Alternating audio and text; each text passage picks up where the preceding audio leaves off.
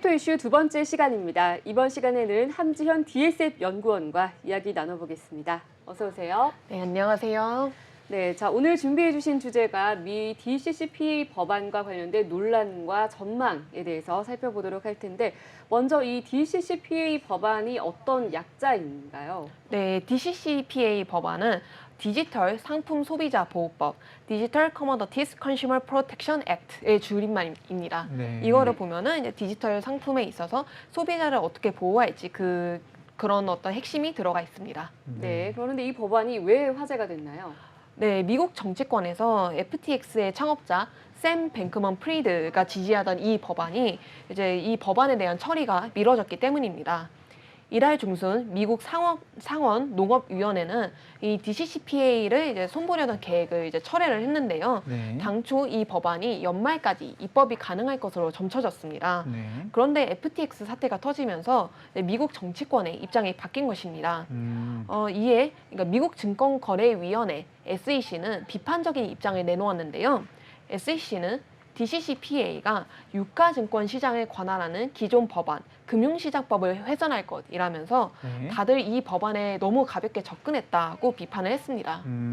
그러니까 DCCPA라는 법안이 있는데 네. 이게 이제 암호화폐나 디지털 자산 등을 통칭해서 이제 아우르는 네. 그런 내용의 법안이고 사실 이제 CFTC라고 해서 미국 상품선물거래위원회가 거래. 있는데요. 네. 거기서 이제 이런 디지털 자산에 대한 어떤 규제나 관리를 전담하게끔 하겠다. 대략 이런 내용으로 저는 알고 있거든요. 네. 근데 이게 이제 연말까지 원래 법안이 통과되는 것이 이제 굉장히 자연스러운 수순이었는데 이게 좀 더 논의를 해보자. 네. 이게 지연이 됐다는 말씀이시죠? 네, 그렇습니다. 그렇게 지연이 된 상태고요. 네. 조금 더 이제 추가적인 먼저 그러면 네. DCCPA 법안의 원안이 어떤 내용인지를 좀 설명을 해주시면 좋을 것 같은데요. 네, 이 DCCPA 법안은 데비 스테브나우와 존 부즈맨 의원이 올해 8월 초 발의한 법안입니다. 네, 양당 이제 그 민주당과 이제 공화당 의원이 같이 발의를 해서 초당적 법안으로 알려져 있는데요.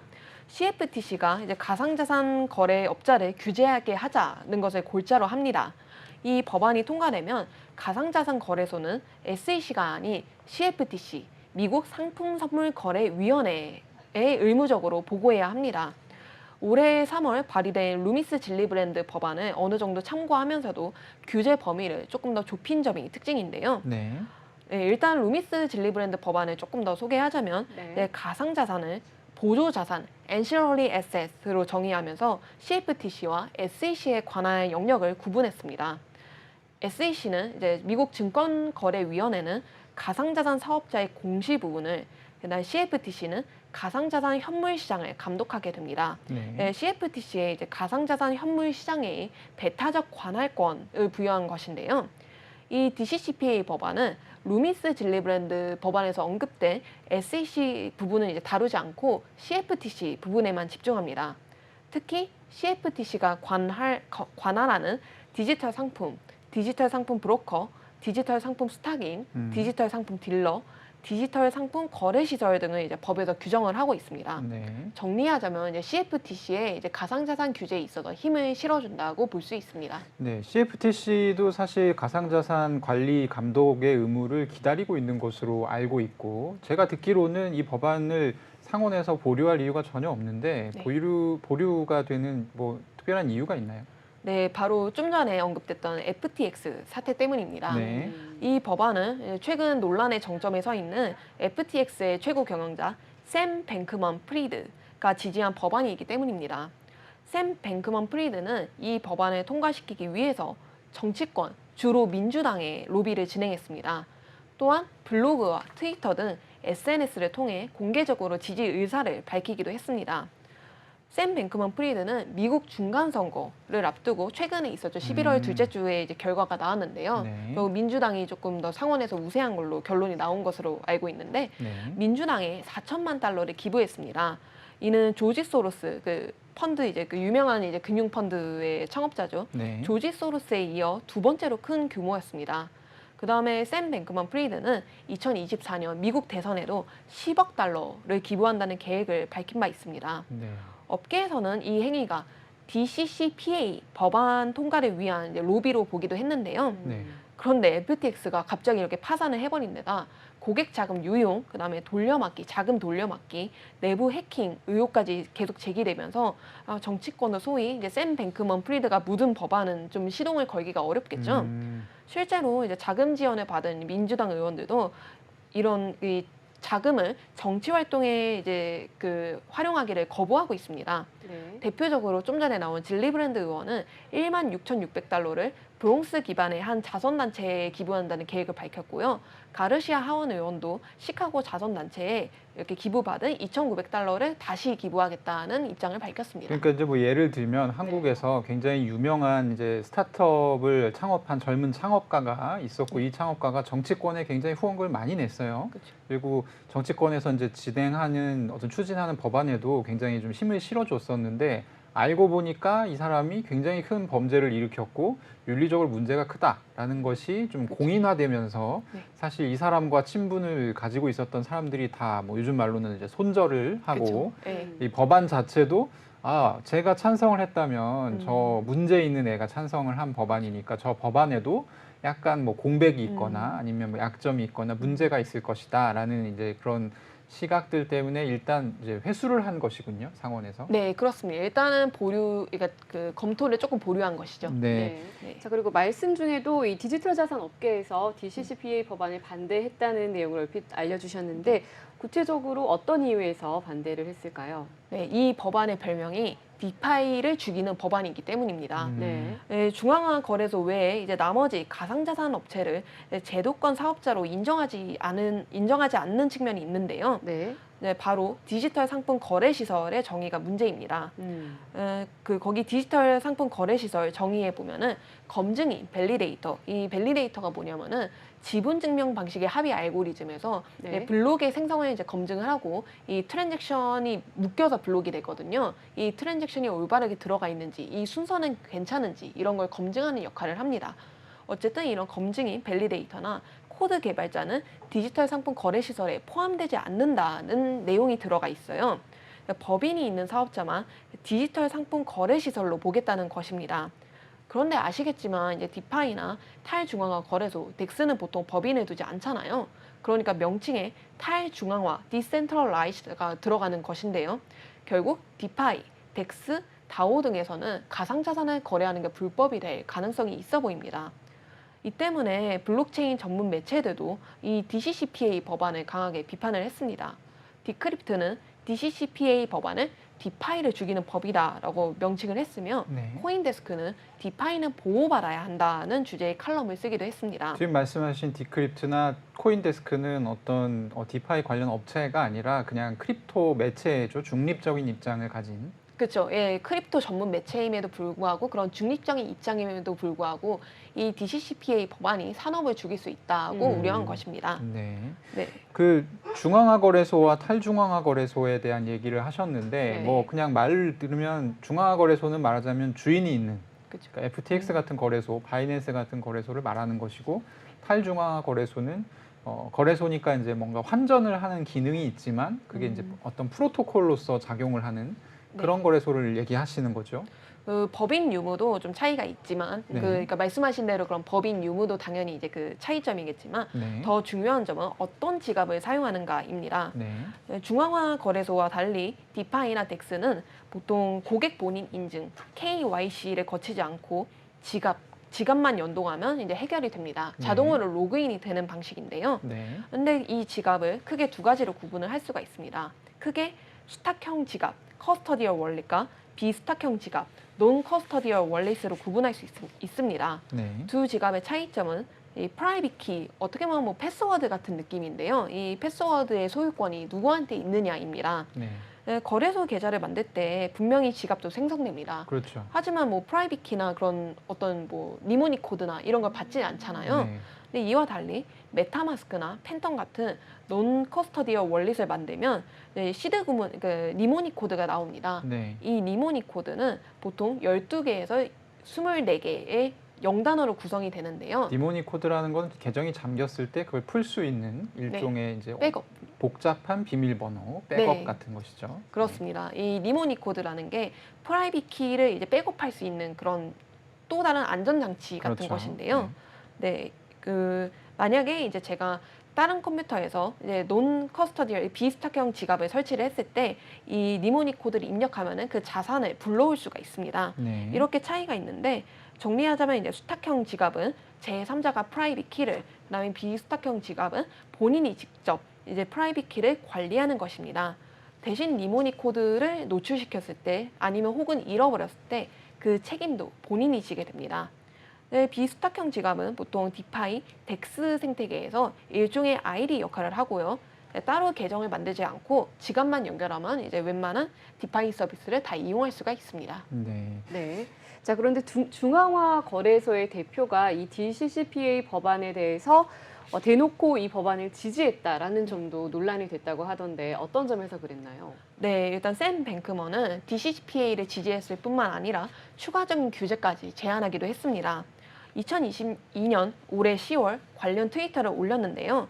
그중 가장 논란이 된 부분은 디파이 라이선스 도입이었습니다. 네. 규제를 받게 될 이제 중앙화 거래소나 이제 금융기관이 이제 디파이와 상호작용을 할 수도 있잖아요.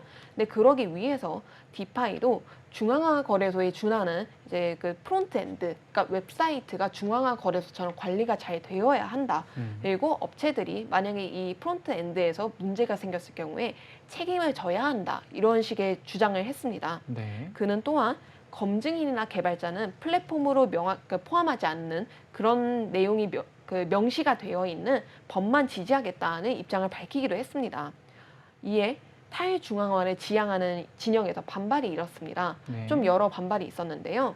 NFT 거래소 수도스왑의 이제 설립자 제프람은 샘 뱅크먼 프리드가 노골적으로 디파이와 탈중앙화 정신을 죽이고 있다고 비난을 했습니다. 또한 해외 유튜버 벤 암스트롱은 샘 뱅크먼이 비트 라이선스, 일종의 뭐 비트코인을 다룰 수 있는 라이선스를 만들기 위해 뒷공작을 하고 있다. 그렇기 위해서 이제 민주당에 돈을 주면서 브로커 활동을 하고 있다고 했고요. 비트 라이선스가 이제 생기면 디파이, P2P 거래는 다 불법이 된다고까지 주장을 했습니다. 네, 지금 뭐 탈중앙화, 중앙화부터 시작해서 여러 가지 말씀을 주셨는데 사실 이제 많은 분들이 좀 오해하고 있는 것들 중에 하나가 뭐냐면 이제 크립토에서 탈중앙화라고 하는 것이 어떻게 처음 나왔냐면 이제 비트코인에서 비롯됐잖아요. 그렇죠. 사실은 이제 비트코인의 가장 큰 특징이 내가 누구한테 돈을 보내고자 할 때, 비트코인을 보내고자 할 때 아무도 그것을 제지할 수 없다라는 것이거든요. 네.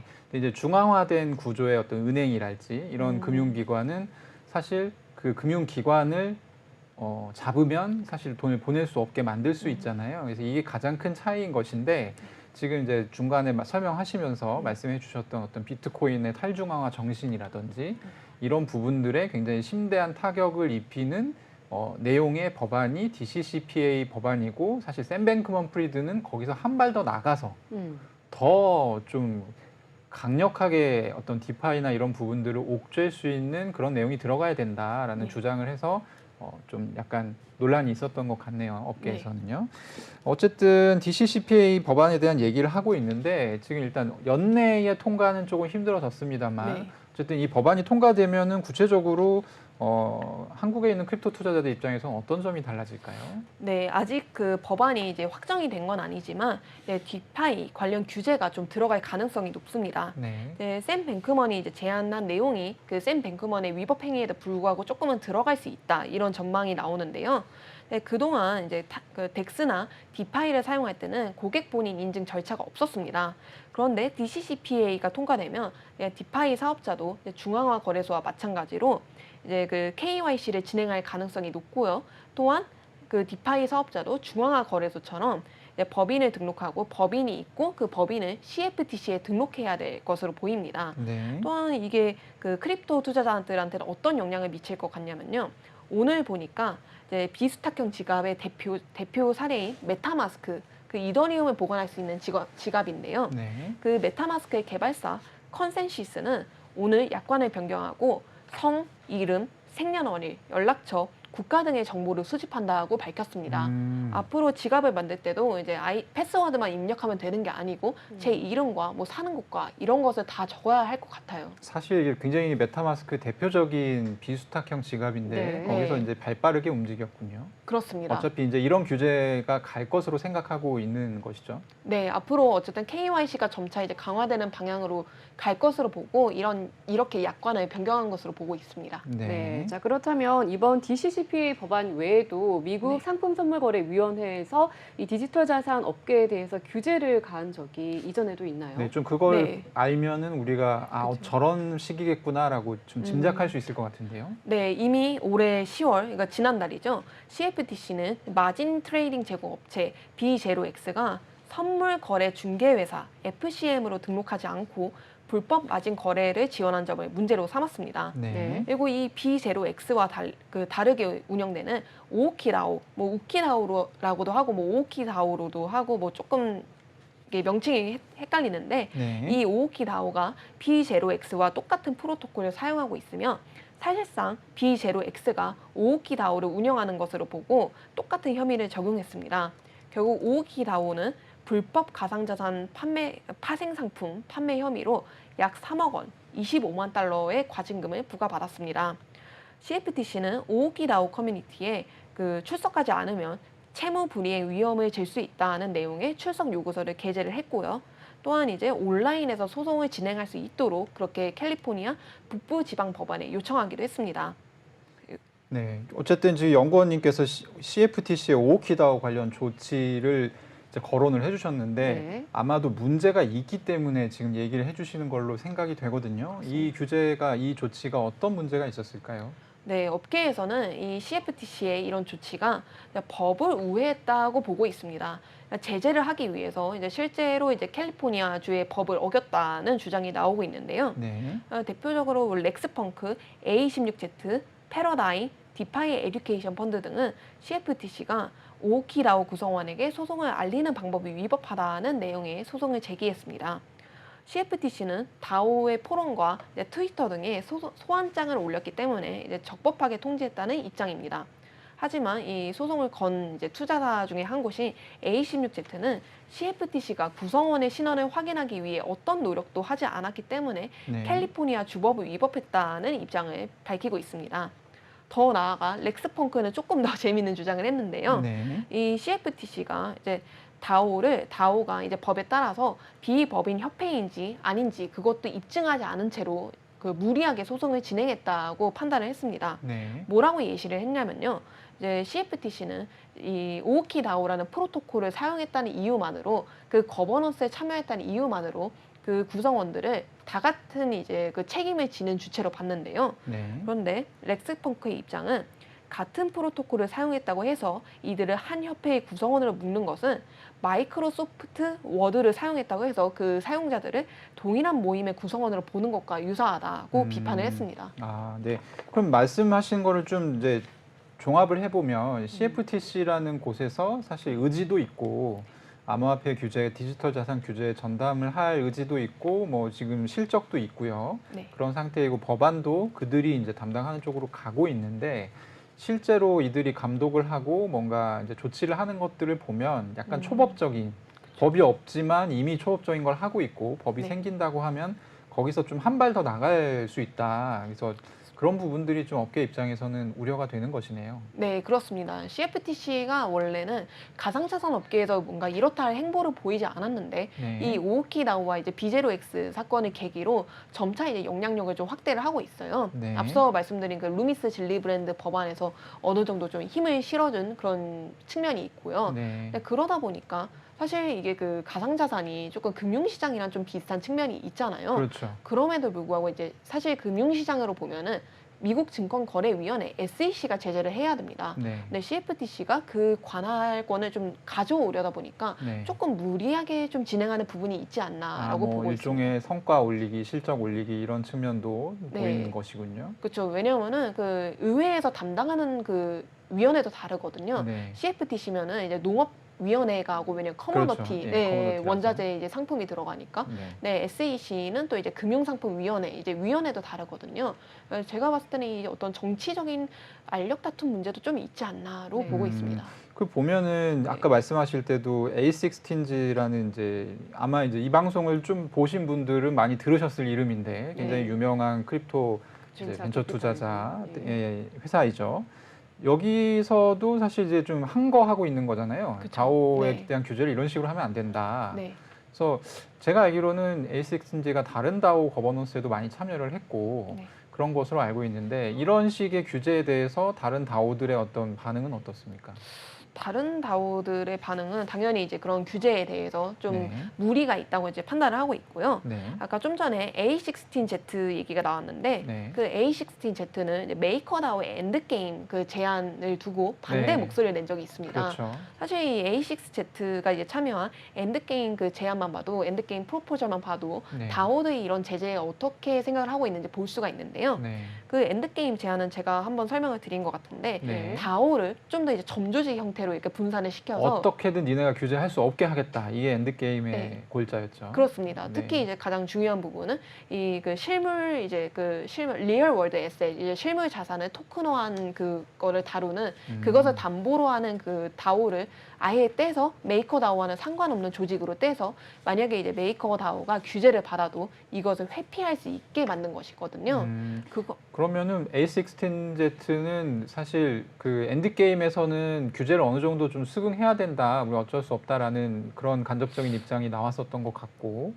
사실 규제를 반대한다기보다는 네. 너무 이제 급진적으로 진행이 됐다. 왜냐하면은 그 이제 그 RWA 그 다오가 메타 다오가 다른 점조직으로 되면서 네. 정보를 교류할 수가 없잖아요. 이 리얼월드 에셋 담보가 어떻게 되는지에 대한 네. 정보를 메이커 다오 이제 구성원들은 전달받지 못합니다. 네. 그런 정보의 비대칭성 문제와 좀 로드맵을 두고 차근차근 진행을 해야 되는데 너무 급진적으로 진행이 된다는 점에서 반대를 한 것이고요. 네. 좀 규제 때문에 반대를 한 것은 아닌 것으로 알고 있습니다. 네, 알겠습니다. 그러면은 이제 네. 오늘 좀 종합적으로 음. 어쨌든 DCCPA 법안에 대해서 좀 상세하게 설명을 해주셨고 다오 관련해서도 지금 어떤 식으로 이루어지고 있는지 CFTC의 규제가 설명을 쭉 해주셨는데 네. 사실 지금 이 DCCPA 법안이 어떻게 되는지가 전 세계적인 관심사거든요. 한국 같은 경우도 지금 디지털 자산 기본법을 제정하려다가 네. 사실 그 부분에서 이제 업계 진흥과 관련된 부분을 빼자 뭐 이런 얘기가 나오고 있고 사실 이 DCCPA 법안이 어떻게 가느냐에 따라서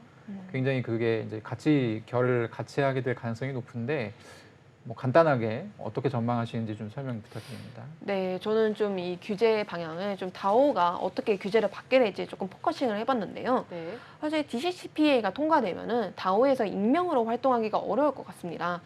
DCCPA가 이제 KYC 인증을 요구할 것이기 때문인데요. 그럼 사실상 좀 다오가 다오로서 의미가 없는 이 디센트럴라이즈드 어토노머스 이제 오거니제이션인데 여기 좀 익명성이 좀 포함이 되거든요. 그래서 사실 만약에 DCCPA가 통과되면은 이 다오의 취지가 조금 훼손되지 않을까 보고는 있습니다만 사실 근데 다오에 대한 법은 이미 선례가 있어서 그것을 따라갈 것 같아요. 그러니까 대표적으로 2021년 7월 세계 최초로 발의된 와이오밍주 법안과 그 2022년 초에 나온 테네시주 법안이 있습니다. 거기를 보면은 그 법안들을 보면은 다오 구성원들의 실명을 공개하는 거는 포커싱이 되지 않고 이 스마트 계약을 공개적으로 확인할 수 있도록 해라. 이것이 초점이거든요. 네. 한마디로 이제 다오 구성원 중에서는 그 유한 책임 회사로 등록하기 위한 대표자 한 명의 신원만 공개하면 되고 나머지는 그 구성원보다 스마트 계약, 스마트 컨트랙트가 더 다오의 핵심인 것을 간파했기 때문입니다.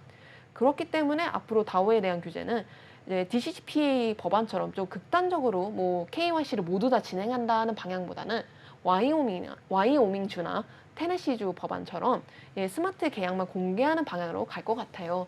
앞으로 좀 그쪽이 절충안이 더 그리고 네, 바람직한 것이고요. 네, 그것이 다오의 취지에도 더 바람직하게 보고 있습니다. 네, 알겠습니다. 네. 자, 오늘 DCCPA 법안에 대한 논란과 전망 잘 들었습니다. 감사합니다.